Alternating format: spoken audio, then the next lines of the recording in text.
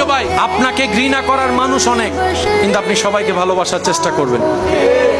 আপনি তাদেরকে বলবেন, আমাকে ঘৃণা করার, অপছন্দ করার তোমার কাছে হয়তো হাজারটা কারণ থাকতে পারে, আমি সেই দোষের দোষী হতে পারে, কিন্তু তোমাকে ভালোবাসার আমার এত কারণের দরকার নাই, একটা কারণেই যথেষ্ট, তুমি আমার রবের বান্দা, তুমি আমার নবী রাহমাতুল আলামিনের উম্মত।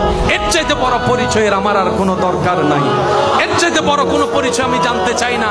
তুমি আমার রবের বান্দা, আমি তোমাকে ভালোবাসি, তুমি আমার নবী রাহমাতুল আলামিনের উম্মত, আমি তোমাকে সম্মান করি। তুমি যতই ঘৃণা আমাকে করো, তোমার জায়গা থেকে তুমি করো, তোমার রবকে তুমি জবাব দিবা, উত্তর দিবা সে বিচারের দিনে, তুমি তোমার হিসাব, আমি আমারটা দিব।